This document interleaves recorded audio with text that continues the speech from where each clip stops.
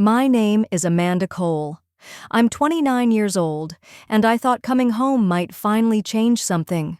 I hoped maybe just this once they'd see me as part of the family. But nothing had changed. My things were stuffed into garbage bags at the gate, and my mother stood there with my siblings. I didn't say a word, just started the drive that would change everything. The first thing I saw wasn't the porch light. It was the black plastic glint of garbage bags lined up tight along the gate, like a row of strangers waiting to be claimed. The November air had that sharp bite, the kind that cut through the coat I hadn't zipped yet. A thin layer of frost clung to the grass under the street lamp, catching on the edges of my socks, spilling out from one of the torn bags. I eased my sedan to a stop by the curb headlights washing over the heap. My suitcase was still in the trunk from the week-long job in Denver. My hands stayed on the steering wheel for a moment, long enough to watch my breath fog the windshield. Then I opened the door. Linda.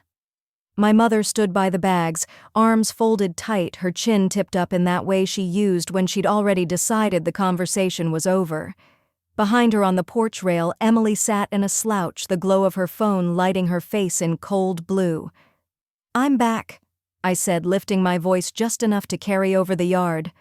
The project wrapped early. Linda's eyes didn't move. "Your things stay outside, Amanda." We agreed.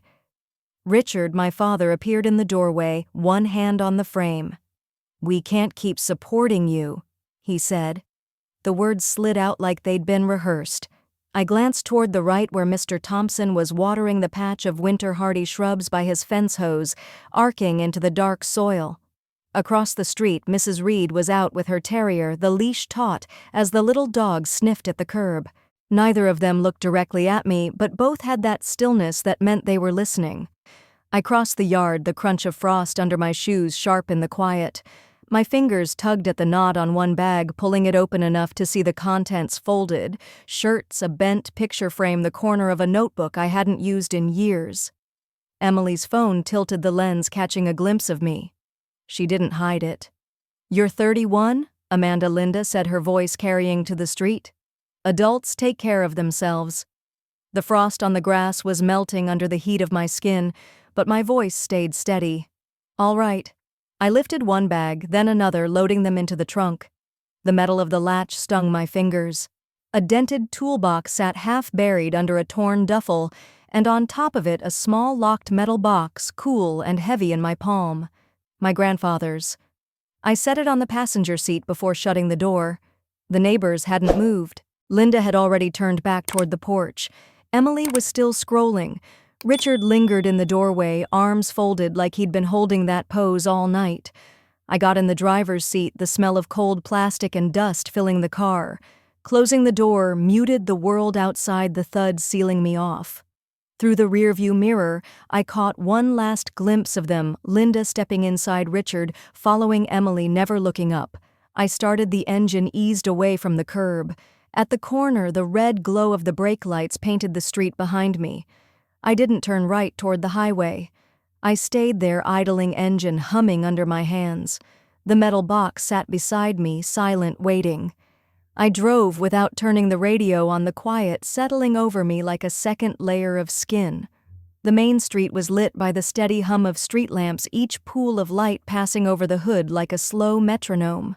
My suitcase shifted in the trunk with every turn, the faint thud a reminder of the week I'd spent working 15-hour days I thought would earn me a welcome home, or at least a moment of acknowledgement. When I reached the intersection near the diner, the red light caught me. The place was still open, a couple of truckers hunched over their meals inside. I could have pulled in. I didn't. My fingers stayed wrapped around the steering wheel, the warmth from the vents drying the sting in my eyes. At the next block, I turned toward the river. The road narrowed there, lined with skeletal trees whose bare branches tapped the roof as I passed. I slowed when I saw the old public pier, the boards silvered with frost. This had been my thinking place since high school, the spot where I came after arguments, after slammed doors. Tonight, the air was sharp enough to bite, but I stepped out anyway. The metal box was still on the passenger seat. I carried it with me to the edge of the pier, resting it on the rail. My breath clouded the air as I leaned against the wood, listening to the slow lap of water against the pilings. I ran my thumb along the seam of the box, feeling the faint ridge where the paint had chipped years ago. Dad had given it to me after Grandpa passed, saying it wasn't worth much, but that I could use it for knickknacks. I'd never opened it in front of him. Inside were old letters, a few medals, and hidden under the lining, a bank passbook that had my name written in my grandfather's looping hand. I didn't check the balance tonight. That wasn't why I'd kept it. What mattered was the fact that my grandfather, a man who spoke little but saw everything, had chosen me to hold it. That weight had always been heavier than money. A gust of wind came off the water, rattling the box against the rail. I caught it with both hands and hugged it close before walking back to the car. As I slid into the driver's seat, my phone buzzed. One message from Hannah, my only cousin who still spoke to me. Back in town, I heard something. I typed back, "Yeah, I'm fine." Then I deleted "fine" and replaced it with "yeah, I'm here." I didn't tell her about the bags. Not yet. When I finally pulled onto the highway, the lights of the neighborhood receded in the mirror. I could still see in my mind the way Linda's voice had carried into the street, the deliberate way Emily had angled her phone to catch my face. It wasn't just about moving my things outside, it was about doing it where everyone could see. By the time I reached the small apartment I'd been subletting to a coworker, the sky was just starting to pale at the edges. I parked, leaving the bags in the trunk. Inside, the heat clicked on with a groan. The place smelled faintly of coffee grounds and last night's toast, and I sank into the couch without taking off my coat. The metal box was still in my hands. I set it on the coffee table and, for the first time all night, let myself exhale fully. The sound filled the room like a release valve, but it didn't feel like an ending. If anything, it felt like the start of something I couldn't name yet, only that it wouldn't be quiet forever. The following morning, I woke to the faint hum of traffic outside and a sliver of winter light pushing past the blinds. My coat was still draped over my shoulders, my neck stiff from sleeping on the couch. The metal box sat exactly where I'd left it, catching the pale sunlight in a way that made the chipped paint seem almost deliberate, like it had lived through enough to wear its scars with dignity. I brewed a cup of coffee, the smell curling into the air and wrapping itself around me like a thin blanket. I stood at the counter, sipping slowly, letting the heat anchor me while my phone buzzed twice in a row. Hannah again. "They're telling people you walked out on them. Are you okay?" I stared at the messages, my thumb hovering over the screen. Instead of answering, I set the phone face down. I wasn't ready to play defense. Not yet. The quiet in the apartment was different from the quiet at home. There, silence had always been something to fill a gap, to patch with chatter or noise before someone used it against you. Here it was mine. I could leave it unbroken if I wanted. By midday, I'd started sorting through the garbage bags I'd hauled in from the trunk. The sound of plastic crinkling in this new space was oddly satisfying, as if the air itself didn't care about the drama stitched into each item. My clothes smelled faintly of the cedar chest they'd once been in, now replaced with the faint tang of asphalt from being left out in the cold. Near the bottom of one bag, I found the framed photo from my college graduation. Everyone was there, Mom, Dad, Hannah, even Emily, but I remembered how that day had felt. The applause had been loud, but the only words I'd heard clearly were Dad's quiet, "Don't let it get to your head." I set the photo aside, leaning it against the wall, face down. The rest of the afternoon passed in the kind of slow motion you only notice when you've decided not to rush toward the next move. I put things away carefully, not because they were valuable, but because they were mine.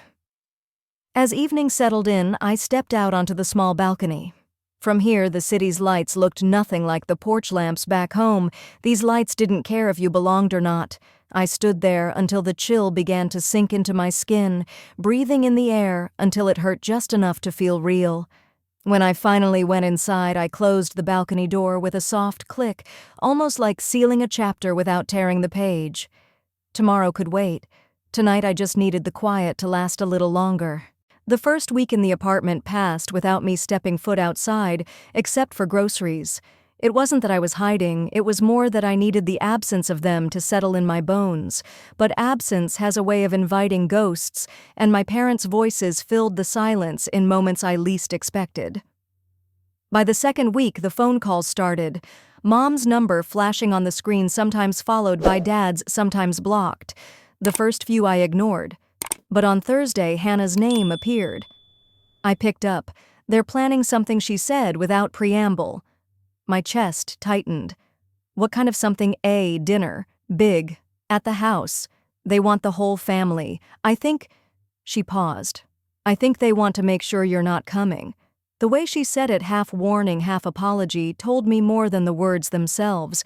I could picture it, Mom's polished table silverware aligned like soldiers' chairs, full except for one conspicuously empty. My chair. Thanks for telling me, I said. And I meant it. That night I found myself sorting through an old box I'd kept sealed for years.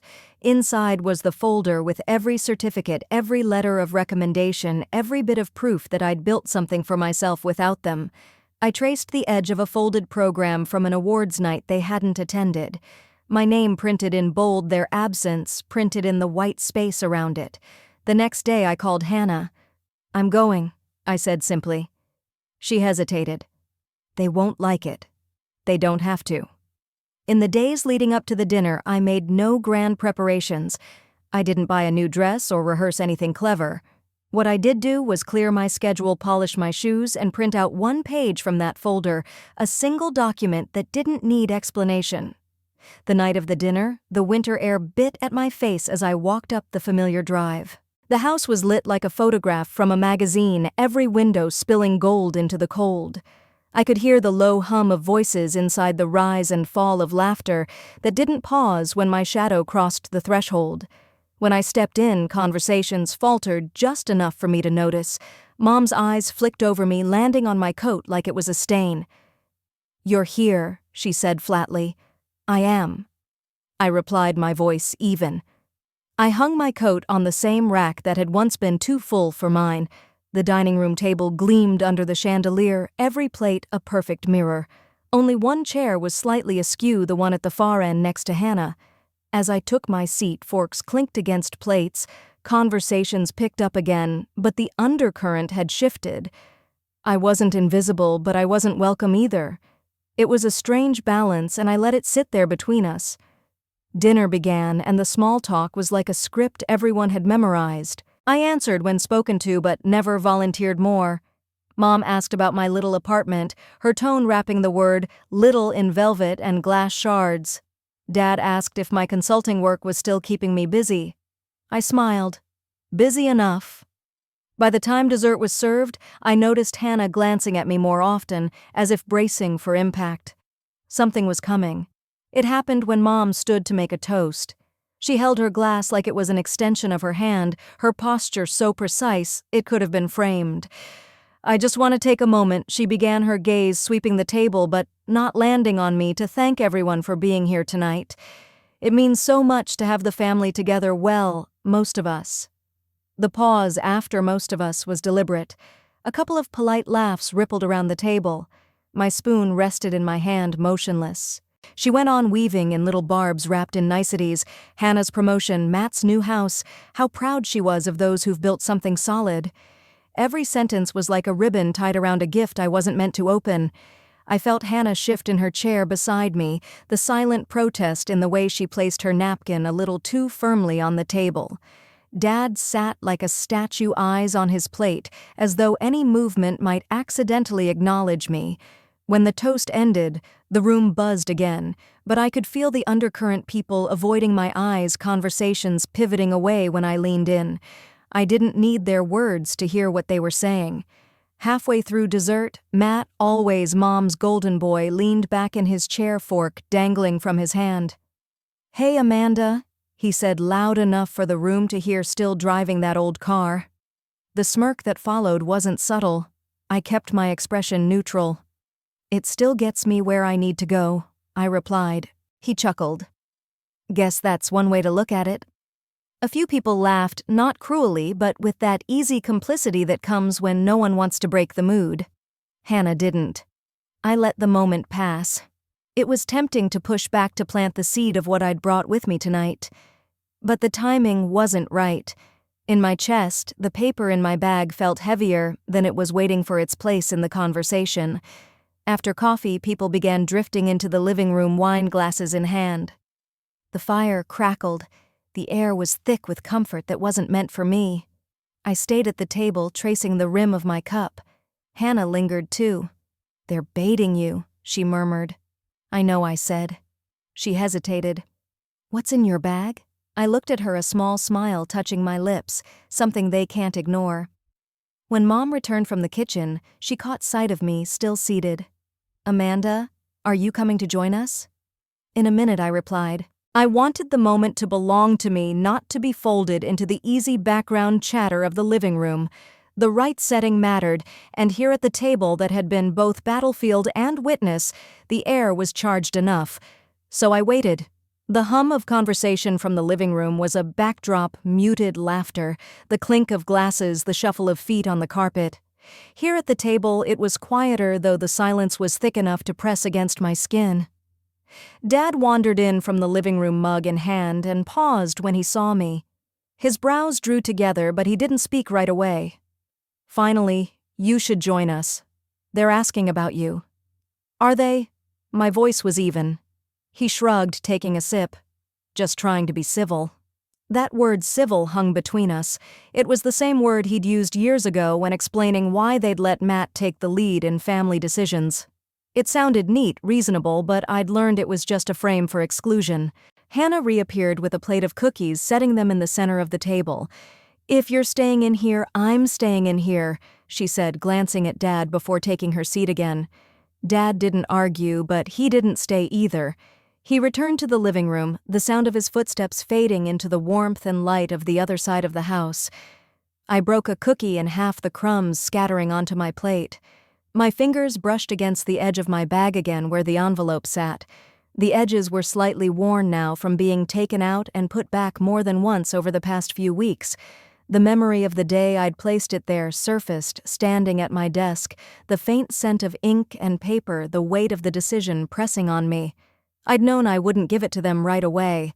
Timing mattered. So did location.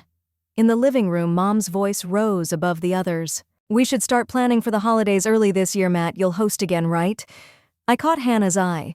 She looked like she wanted to say something, but instead she just reached for another cookie. I stood. The scrape of the chair legs on the floor was sharper than I intended. It made heads turn in the doorway. "I'll join you now," I said, picking up my cup. Mom's smile was polite but measured as I stepped into the living room. The firelight caught the edge of the framed photos on the mantel, weddings, graduations, vacations, carefully curated moments where I was absent more often than not. I chose the armchair opposite the couch where I could see all of them at once. My bag rested at my feet. Mom started another story, something about a neighbor's lavish party. People laughed, leaned forward. The room felt tight. But I stayed quiet, letting the warmth of the fire and the rhythm of their voices settle into a steady pulse. Then, in a lull between sentences, my hand slipped into the bag. My fingers closed around the envelope. The weight in the air shifted, not enough for them to notice yet, but enough for me to feel it. The moment was drawing closer, and this time it would be on my terms. The fire had burned down to a low, steady glow by the time I spoke. The envelope was in my hands now, the cream paper catching the light as if it had been waiting for this exact moment. "I have something for you," I said, my voice steady enough to draw a pause without raising suspicion. Matt glanced over from his spot on the couch, a faint smirk tugging at the corner of his mouth. "What's this? Another speech about how we should run our lives?" Mom's brows pinched in mild annoyance, but she didn't interrupt. The room was still save for the quiet pop of a log in the fireplace. I set the envelope on the coffee table and slid it forward until it rested between Mom and Dad. "It's for both of you." They exchanged a look before Dad reached for it, his fingers brushing against the seal. He hesitated, then broke it open. The sound was small but sharp, like the snap of a twig underfoot. The first page unfolded, and I watched Mom's eyes dart over the words. Her lips parted slightly. Dad leaned closer, his expression tightening as he read. "It's the deed," I said simply. "To the lake house." The shift was instant. Matt straightened his smirk. "Gone." Hannah's eyes widened, flicking between me and the paper in Dad's hands. Mom's voice was quieter than usual, but each word landed with weight. Why are you giving this to us? I'm not." I leaned back in my chair, my hands resting lightly on the armrests. "It's in Hannah's name now." Silence. Not the awkward kind, but the heavy, immovable kind that demands acknowledgement. Matt's laugh was short and sharp. "You're joking." I shook my head once. "She's the only one who treated me like I belonged here." I thought it was time to make that official. Hannah's hand flew to her mouth, her eyes shining not with greed, but with something closer to disbelief. Dad set the papers down carefully, as if they might burn through the table. Mom's gaze dropped to the floor, and for the first time in years she didn't have a ready remark. The fire popped again, sending a small ember drifting upward before it vanished. I stood smoothing the fabric of my sweater. "Enjoy the rest of your evening," I said, my voice even. No one moved as I walked toward the door. My hand found the knob cool under my fingers. When I glanced back, they were all still frozen, each in their own way, caught between the reality of what had just happened and the echo of everything that had led here. The door clicked softly behind me. The cold air outside felt cleaner than anything inside that room. The air outside bit at my cheeks, the kind of winter chill that wakes you fully even when your mind is already buzzing. My boots crunched against the frost-tipped gravel as I made my way to the car parked under the dim porch light. Behind me, through the window, I could still see their shapes, faint silhouettes against the flickering firelight. No one had moved. It was as if the weight of what I'd done had pinned them all in place. Sliding into the driver's seat, I let the quiet settle. No music, no engine yet, just the faint hum of the wind pushing against the car and my own steady breathing. My phone vibrated in my coat pocket. When I pulled it out, the screen lit with Hannah's name. I answered without hesitation. "You didn't have to." Her voice cracked. "I did," I said, cutting in gently. "You're the only one who ever opened the door for me in that house. I wanted to make sure you could keep one open for yourself." She was quiet, but I could hear the sound of her swallowing back tears. They're still sitting here." No one said a word. I smiled faintly, picturing it. Sometimes silence says more than shouting ever could. There was a pause, then her whisper, "Thank you, Amanda." When the call ended, I started the engine. The headlights washed over the driveway, catching the edges of the hedges and the familiar outline of the gate. I remembered the last time I'd stood there, my things in garbage bags, my mother's words cutting as cold as the air now. The contrast was almost too much to take in. Back then, I had left with nothing but my car and whatever was in my hands. Tonight, I was leaving on my terms with nothing left to prove. As I drove down the quiet street, the houses passed in a blur. My mind wasn't on them, it was on the lake, frozen now, but in a few months it would thaw, and Hannah would be able to open the cabin's windows and let the breeze in. Maybe they'd never understand why I did it. Maybe they'd rewrite the story in their heads until I was the villain who took something away. But that wasn't my concern anymore. The truth was simple. I had walked back into their world, left something behind that would change the balance forever, and walked out without needing to see the aftermath. The road curved, and I followed it without hurry. Somewhere ahead, the night opened up wide and quiet, and I knew that was exactly where I belonged. By the time I reached the open highway, the tension in my shoulders had eased into something softer, like a knot finally loosening after years of being pulled tight. The road ahead was empty, the painted lines stretching into the dark like an unbroken promise. I thought of the keys in my bag. They were warm from sitting against my side, ordinary in weight, but heavy in meaning. The cabin had been my father's long before everything between us fractured. When he left it to me in his will, my mother tried to pretend it was just a mistake in the paperwork. But mistakes don't come with handwritten letters. I had read that letter again earlier tonight, sitting in my parked car before walking in. His words weren't sentimental, he was never that man, but they were deliberate. For when you need a place, they can't reach you. Now the cabin wasn't just mine in name. I'd transferred the utilities, stocked the pantry, repaired the back deck. I'd made it livable, even welcoming. It was the only place I could offer Hannah that didn't come with strings attached or a door that could be slammed in her face. I imagined her there in spring with the windows open and a mug of tea in her hand, the lake breeze moving her hair. She'd be safe. She'd have a place to breathe without being told she was in the way. That was enough for me.